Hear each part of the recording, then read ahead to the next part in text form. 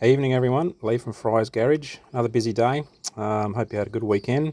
I just want to touch base on a very basic complaint on a diesel engine, and it doesn't limit to petrol motors as well. All combustion issues, combustion engines have this same problem sometime in their life.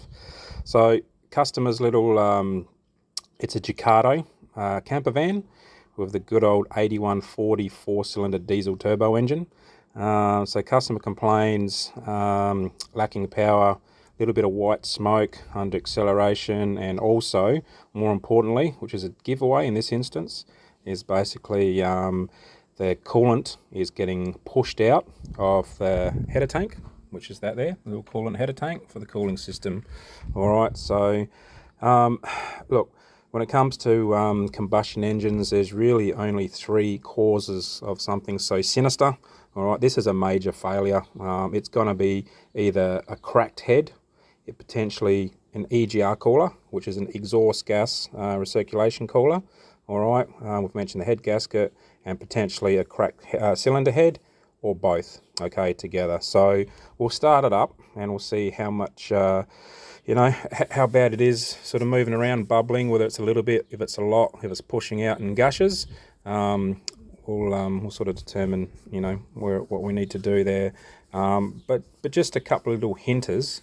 If you have any inclination that the cooling system in whatever you're working on, whether it's a 4-cylinder, 6-cylinder, 10-cylinder, 12-cylinder, it doesn't matter, the V8s, the biggest problem can be is if you do have a leaking head gasket or a cracked head, potentially water, when the engine is not running, can leak down through wherever the crack or the hole is and sit basically on top of the piston here. All right, so if you can imagine, when we now crank that engine in the morning, all right, the excessive fluid that's in here is going to increase your static compression ratio. All right, so basically as soon as that ratio increases, this piston has nowhere to go because the compression is so hard. It's like it's trying to push a concrete slab because the water is just so compressed and it has nowhere to go. So what happens is either you have cracks or damage to the alloy piston, or usually what happens is the con rod or the connecting rod from the piston to the crankshaft gives way. All right, so that's what we call a con rod bend fail.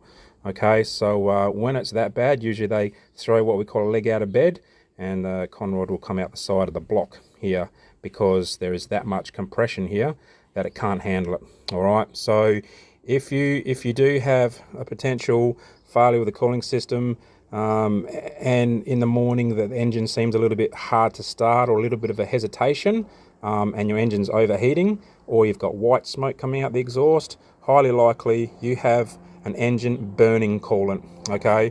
And you'll notice that very quickly by the level in your header tank dropping. So for those that do your weekly pre-starts, all right, you'll notice these droppages in levels quite quickly, and that's why it's imperative we do these tests and standard and basic pre-start checks, because you can keep on top of things and you can find things before they fail and become quite expensive failures. All right, so EGR coolers, obviously the coolant goes through the EGR cooler to cool down the exhaust gas, so obviously one can get into the other there. So that is definitely, if your engine has an EGR cooler, it is highly likely you're going to have that issue before the head gasket. But don't be complacent. All right, so let's start this little baby up and see how bad she is. So at the moment we can see the levels just about here. So if we start it up and we have bubbling, keeping in mind that this engine is cold, so thermostat is closed. So if we have exhaust gas coming out now, we know that this cylinder head or gasket or EGR cooler has quite a large hole. All right, so what I might do is I'll just take this off so it doesn't pressurize and potentially crack and blow up that into my face. So let's start him up. Move this one.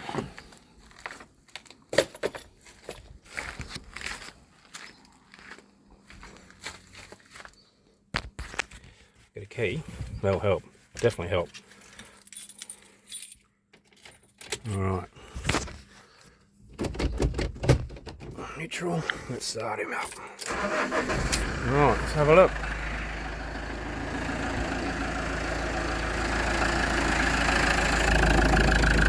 Well, that's definitely not a good sign. So if you can see it, we have exhaust gas. That's not steam, that's just exhaust gas. Alright, if I put my nose to that, it'll smell like what should be coming out of the tailpipe of the exhaust. Very toxic. If we have a look in there, we should be bubbling. Oh yeah, look at the colour of that.